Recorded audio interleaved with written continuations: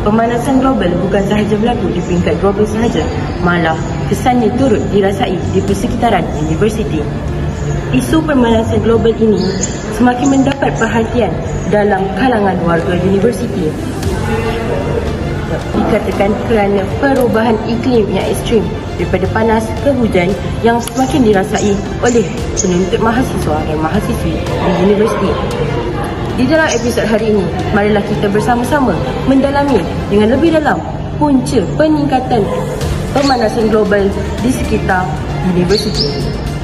Punca yang berlaku dalam sekitar universiti ini adalah penggunaan kenderaan peribadi, di mana seperti yang anda lihat di sekitar saya ini, ramai pelajar memilih menaiki motosikal dan kereta sebagai kenderaan peribadi seperti motor dan juga kenderaan. Untuk kenderaan bermotor ini merupakan pengangkutan utama bagi manusia untuk memudahkan pergerakan mereka di muka bumi ini. Penggunaan kenderaan yang menggunakan minyak sebagai bahan bakar utama bagi menggerakkan enjin kenderaan, khususnya minyak tanpa pelambung, telah banyak menyebabkan gas karbon dioksida dan gas karbon monoksida. Kereta api steam yang menggunakan batu arang sebagai bahan bakar turut membebaskan gas pencemaran kepada atmosfera kita. Itu adalah menyebabkan pemanasan global yang berlaku di sekitar universiti ini. Kurangnya kesedaran tentang alam sekitar menyebabkan kita terus merosakkan bumi tanpa memikirkan akibat jangka panjang yang akan menjejaskan generasi akan datang. Salah satunya ialah penggunaan tenaga elektrik sesuai dengan, iaitu menghidupkan lampu walaupun tidak memerlukannya.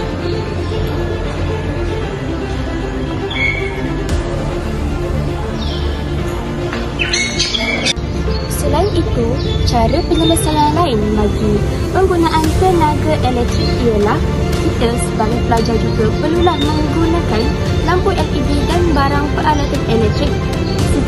Cara penyelesaian bagi masalah pemanasan global di universiti ialah kita sebagai pelajar lebih digalakkan untuk berjalan kaki, berbasikal ataupun menggunakan pengangkutan awam.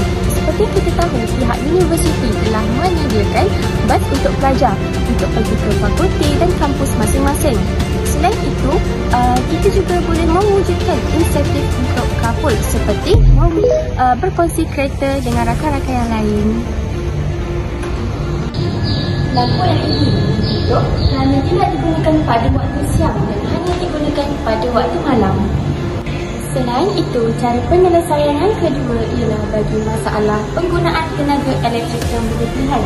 Pelajar dan pihak universiti mestilah saling bekerjasama dalam menggunakan barangan elektrik secara cermat. Antaranya ialah matikan lampu dan alat elektrik apabila tidak digunakan. Seperti contoh yang di atas, pihak universiti. Pemanasan global adalah isu yang semakin mendesak dan memerlukan tindakan segera. Universiti sebagai mahasiswa, setiap tindakan kecil pemanasan global adalah ancaman nyata yang kita hadapi setiap hari. Di universiti sebagai mahasiswa, setiap tindakan kecil boleh membawa kepada perubahan yang besar. Dengan komitmen bersama, kita boleh mengurangkan pemanasan global dengan meningkatkan kesedaran dan mempromosikan kelestarian.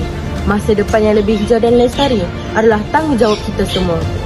Bersama-sama kita bertindak untuk memberi masa depan yang lebih hijau dan lestari adalah tanggungjawab kita semua. Bertindak segera.